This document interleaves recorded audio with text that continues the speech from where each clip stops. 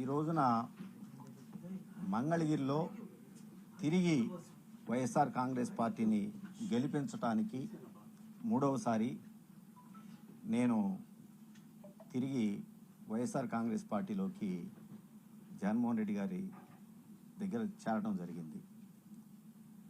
పేదవాడు శాశ్వతంగా వాళ్ళ జీవితాల్లో సంతోషంగా ఉండాలి, పేదవాడు గొప్పవాడు కావాలి.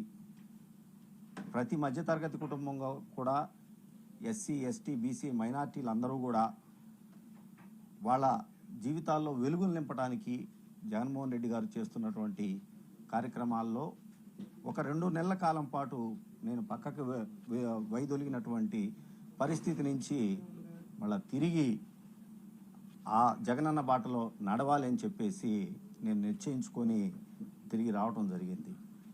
మనందరికీ తెలిసిందే, రాజశేఖర రెడ్డి గారి బాటలో నడుస్తున్నటువంటి జగన్మోహన్ రెడ్డి గారు ఇంకొక 20-30 సంవత్సరాల పాటు ఈ రాష్ట్రానికి ముఖ్యమంత్రిగా నిలబడగలిగితే, ప్రజలందరూ కూడా అండగా ఉంటే పేదవాడు వాళ్ళ జీవితాలు పూర్తి స్థాయిలో ఉన్నత స్థితికి వెళ్తాయని చెప్పేసి ఇవాళ జగన్మోహన్ రెడ్డి గారు చేస్తున్నటువంటి పరిపాలన రుజువు అవుతా ఉంది అనే సంగతి మనందరం కూడా చూస్తూ ఉన్నాం.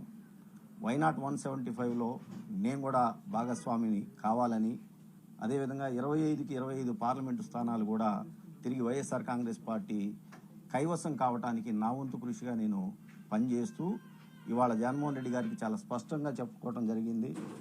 2014 నుంచి 2024 వరకు కూడా 2 సార్లు నాకు ఆయన మంగళగిరి శాసనసభ్యుడిగా అవకాశం కల్పించినందుకు ఆయనకి ధన్యవాదాలు తెలియజేస్తూ, అన్నా మీరు ఏ అభ్యర్థిని మంగళగిరిలో మీరు ఇచ్చినా కూడా ఆ అభ్యర్థి విజయానికి పూర్తి స్థాయిగా అన్కండిషనల్గా నేను పనిచేసి ఖచ్చితంగా తిరిగి మూడవసారి మంగళగిరిలో వైఎస్ఆర్ కాంగ్రెస్ పార్టీ గెలుపుకి నేను పనిచేస్తానని చెప్పి చెప్పడం జరిగింది.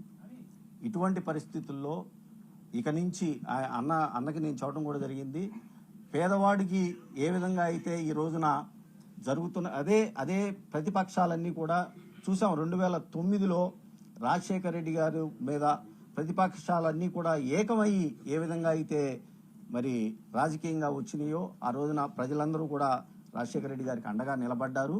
అలాంటి పరిస్థితి మళ్ళా తిరిగి ఈ రోజున వస్తూ ఉంది.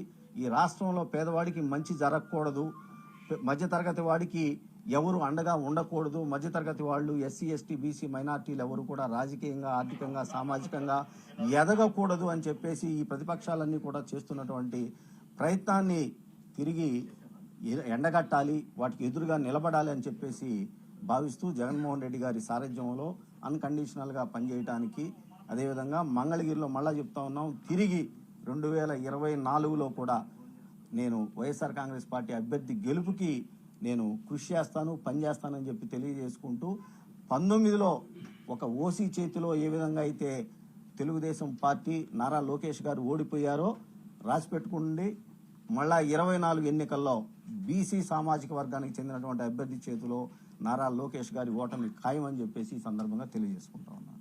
Thank you.